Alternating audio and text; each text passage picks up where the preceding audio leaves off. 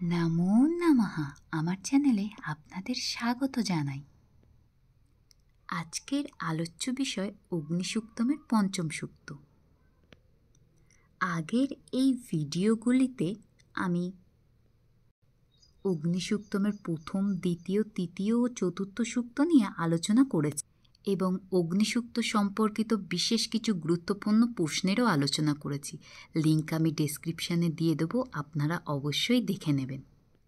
তাহলে বেশি কথা না বলে অগ্নিসূক্তমের পঞ্চম সূক্তটি দেখে নেওয়া যাক।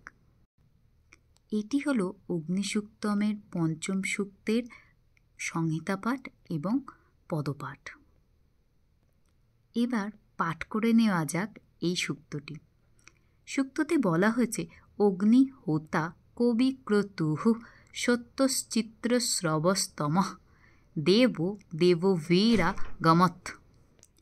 আসুন এবার আমরা দেখে নিই এই সূক্তটির অন্বয় করলে কেমন দাঁড়ায়। অন্বয়: অগ্নি হোতা কবি ক্রতুঃ সত্য চিত্রস্রবস্তমঃ দেব দেবভি আগমৎ। এই হলো অন্বয়। এবার আমরা প্রত্যেকটি অন্বয়ের অর্থ জেনে নেব। প্রথমেই আছে অগ্নি, অর্থাৎ অগ্নি নামক দেবতা যিনি।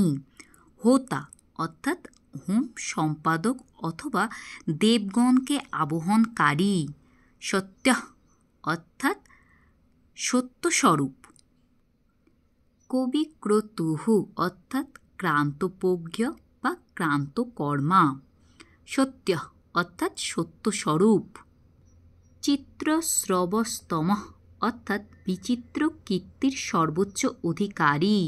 দেব অর্থাৎ দ্যুতিমান। দেবেভি অর্থাৎ অন্যান্য দেবগণের সঙ্গে।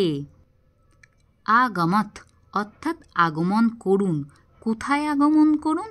যজ্ঞস্থলে। যে যজ্ঞস্থলের কথা আমি আগের সূক্তগুলোতে বলেছি, সেই যজ্ঞস্থলে আগমন করুন। এবার এই যে পঞ্চম সূক্তটি, তার অন্বয়গুলোকে একত্রিত করার পর কিভাবে অনুবাদ বা বঙ্গানুবাদ হয় সেটি দেখে নিই। অগ্নি হোম নিষ্পাদক বা দেবগণের আবহনকারী, ক্রান্তপ্রজ্ঞ, সত্যস্বরূপ, বিচিত্র শ্রেষ্ঠ কীর্তির অধিকারী দ্যুতিমান সেই অগ্নি অন্যান্য দেবতাদের সঙ্গে এই স্থলে আগমন করুন, অর্থাৎ যজ্ঞস্থলে আগমন করুন। এই ছিল পঞ্চম সূক্ত এবং তার অন্বয় পাঠ, তার সংহিতা এবং পদপাঠ এবং তার সম্পূর্ণ বঙ্গানুবাদ।